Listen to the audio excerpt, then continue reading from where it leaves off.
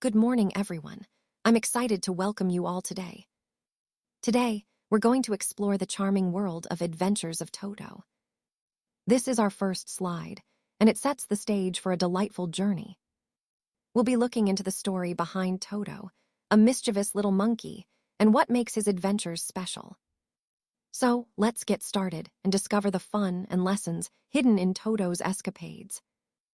Now, let's take a look at the contents of this presentation. We start with an introduction to the author, Ruskin Bond, which helps us understand the background behind the stories we'll discuss. Moving forward, we'll analyze the central idea of the narrative, so we grasp the core message the author intends to convey. Then, we'll explore the message itself, what the story aims to communicate to us as readers. Next, we'll identify the key value points, the lessons or morals embedded in the story that make it meaningful. We'll also analyze the characters, focusing on their traits and how they contribute to the story's message. For instance, in this case, Toto, the monkey, plays a significant role in illustrating certain themes. We'll also look at the grandmother's role, as her character provides important context and emotional depth. Following that, we'll draw conclusions based on our analysis. Finally, we'll go through some asset questions to test our understanding, with answers provided afterwards, and conclude with an assignment to reinforce what we've learned today. Overall, this slide sets the framework for our entire discussion by outlining the key components we'll explore about the story and its characters, connecting everything to the bigger picture of the presentation. Today, I want to tell you about Ruskin Bond, the author behind many beloved stories. He was born on May 19, 1934 in Kasoli, which was part of the Punjab States Agency in British India. Ruskin Bond is an Indian author, but he has British roots, which adds an interesting dimension to his background. He now lives with his adopted family in Landor, a beautiful town near Mussoorie in India. His contributions to children's literature in India are truly significant. In fact, the Indian Council for Child Education has recognized his role in helping this genre grow. One of his most acclaimed works is Our Trees Still Grow in Dehra, which earned him the Sahitya Akademi Award in 1992.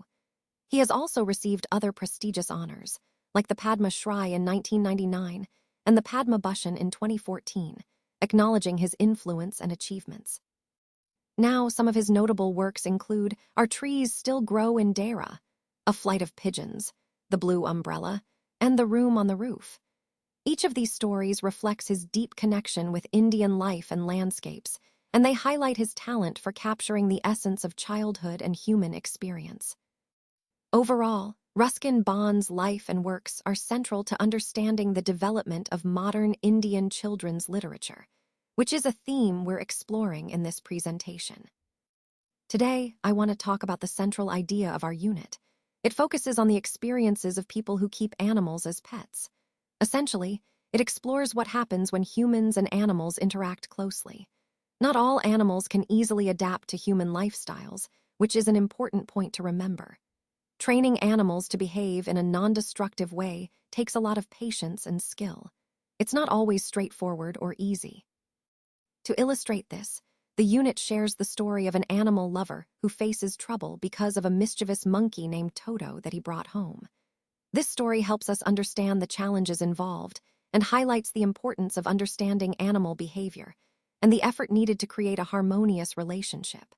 So overall, this central idea ties into our bigger theme, the complex, sometimes tricky, but ultimately rewarding bond between humans and animals. In this slide, I want to highlight the main message we're trying to convey. You see, baby animals often look incredibly cute, and it's natural for us to feel tempted to keep them as pets. But it's important not to get carried away by their adorable appearance alone.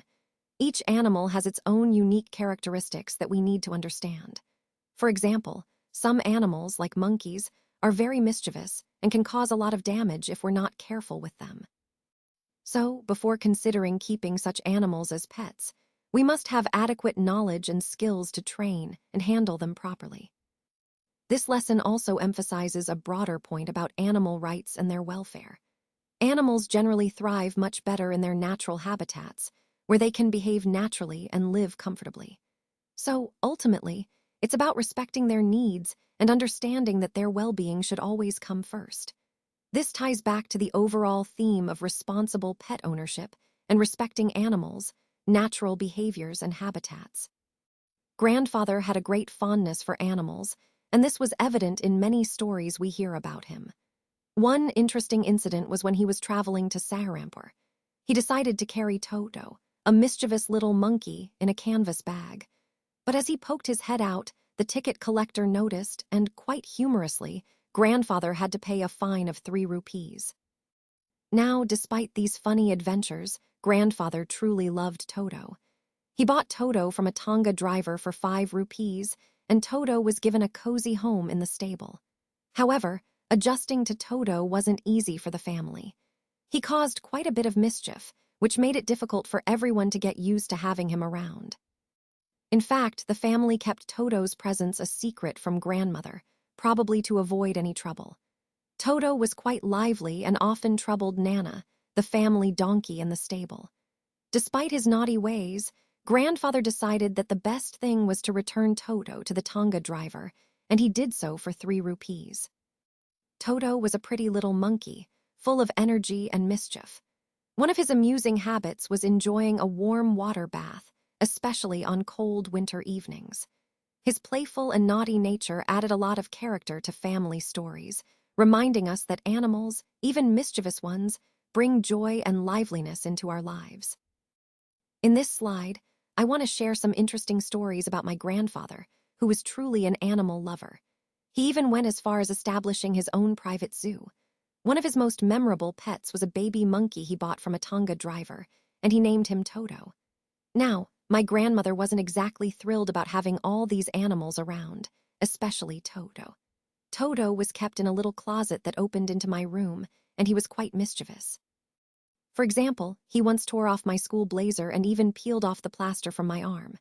Toto was kept with other animals, but he didn't always get along peacefully with them. My grandfather had to travel to Saharampur to collect his pension, and he took Toto along, paying extra fare for him. Over time, Toto was finally accepted by the family, but not without some trouble.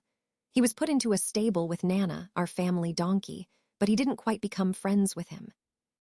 Instead, Toto liked teasing Nana, and their relationship was more of a playful rivalry. Toto was quite the troublemaker.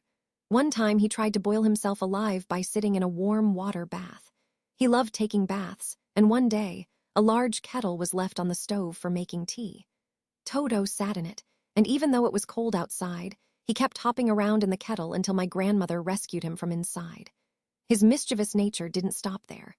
He tore up things around the house, including my aunt's dresses, and broke plates and utensils. One particularly chaotic day, Toto ran into the dining room, grabbed a plate of pillau, and threw it at my grandmother. His antics caused so much mess that the family simply couldn't tolerate him anymore. In the end, my grandfather decided to sell Toto back to the Tonga driver, and I remember feeling a huge sense of relief. These stories highlight just how lively and mischievous Toto was, and they connect to the larger theme of how animals bring both joy and chaos into our lives. Let's take a closer look at the character of our grandfather. He was truly a lover of animals, and his caring and affectionate nature showed in the way he kept a variety of pets. In fact, he even set up a sort of personal zoo at home, where he looked after animals with great devotion. He didn't mind spending money to bring home new animals and birds, even if it meant risking his wife's annoyance. His appreciation for animals was genuine. He believed that a tail could add to anyone's good looks, which shows his fondness and eye for beauty in animals.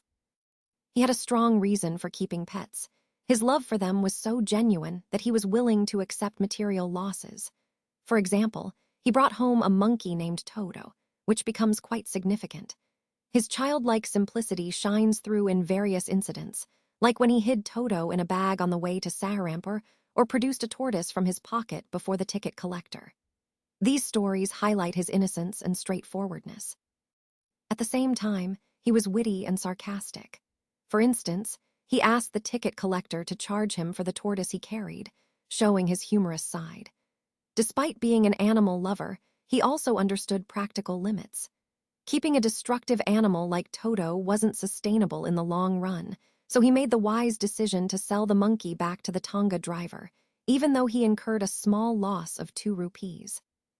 This character beautifully illustrates a balance of love, simplicity, wit, and wisdom, qualities that tie into the overall theme of understanding human nature and relationships with animals. Today, I want to tell you about Toto, the little monkey.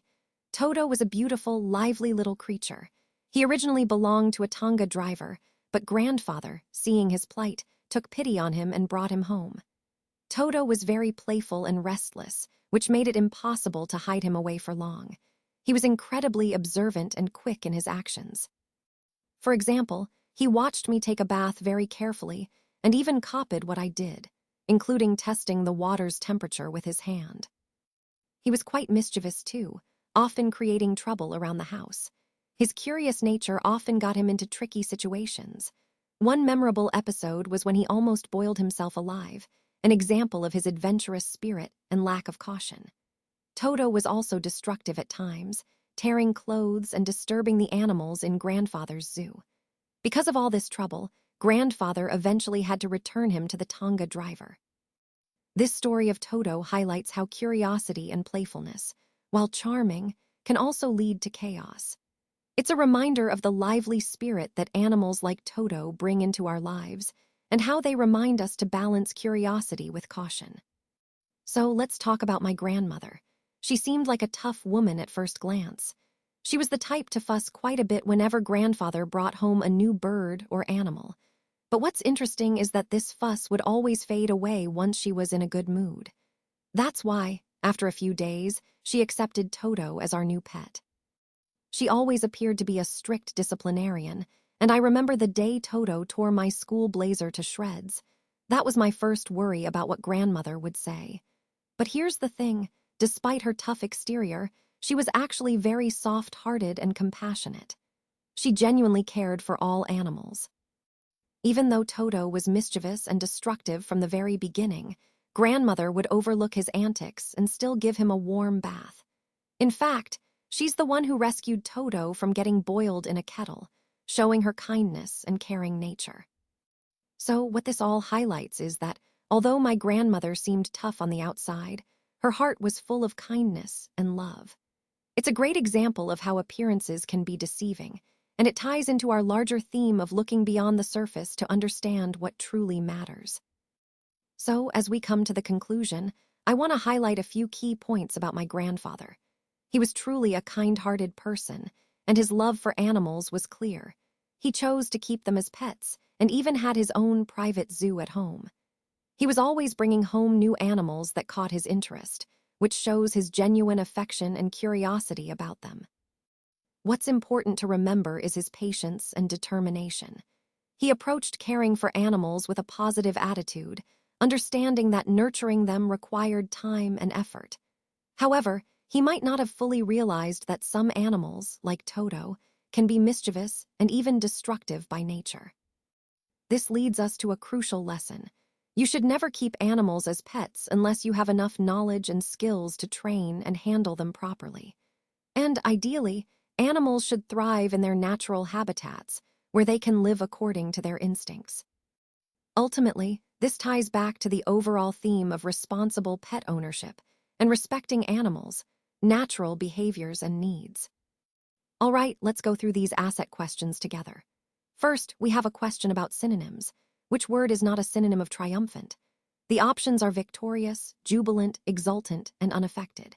The key here is to recognize that victorious, jubilant, and exultant all relate to feeling or showing great happiness or success after a win.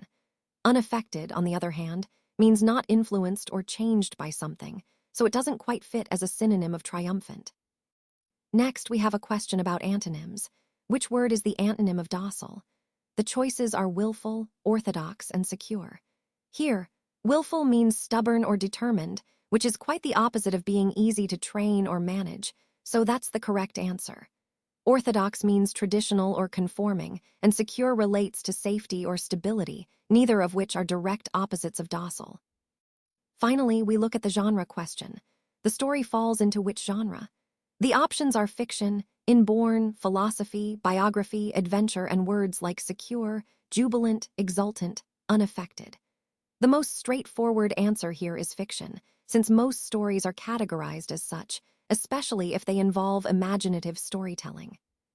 Throughout this slide, the key is understanding how words relate to each other, whether as synonyms or antonyms, and how genres categorize stories. These questions help us sharpen our vocabulary and comprehension skills, which are essential for effective communication and critical thinking. Now, let's go over some of the questions from this slide. First, we have a question asking which word is not a synonym of triumphant. The options given are victorious, jubilant, and exultant. All of these words generally relate to feelings of victory and happiness, but the key point here is that jubilant is the most closely associated with joy after winning, while victorious and exultant also imply triumph. The tricky part is recognizing that sometimes words can have subtle differences, but in this case, jubilant is the best fit as a synonym of triumphant. Next, we look at the question about antonyms for docile. The choices include willful, secure, and unaffected. The word willful means stubborn or stubbornly disobedient, which is quite the opposite of docile, meaning obedient and easy to manage. Secure and unaffected don't really oppose being docile, so the correct answer here is willful. Finally, we have a question about the story's genre. The options are fiction, adventure, orthodox, philosophy, and biography. Considering the context of the story, it fits best into the genre of fiction and adventure stories that are imaginative and involve exciting journeys or events. Identifying the genre helps us understand the nature of the story and how it fits into broader literary categories. Connecting all these points, understanding synonyms and antonyms sharpens our vocabulary, and recognizing genres helps us appreciate the types of stories we encounter. These skills are essential as we continue exploring different texts and their features throughout this presentation. Now let's look at the assignment questions. First, the short answer questions. The first one asks why Toto's presence was kept a secret. Well, Toto was quite a mischievous little monkey, and keeping him hidden was probably to prevent trouble or disapproval from others. The second question is about why grandfather sold Toto back to the Tonga driver. This was likely because Toto's mischievous nature made him hard to manage, and they realized they couldn't keep him as a pet for long. Moving on to the long answer question. It asks us to justify the idea that Toto had a part of the brain especially devoted to mischief. Clearly, Toto was incredibly clever and always up to some mischief, which suggests that he was very good at thinking creatively and causing trouble. Grandfather probably realized that Toto's mischievous tendencies were a sign that he was not the kind of pet they could keep forever. His cleverness and naughty streak meant he might cause more trouble than he was worth, and that's why they decided to let him go. This whole story highlights how some animals, like Toto, have a natural instinct for mischief, which makes them unique and interesting, but also challenging as pets.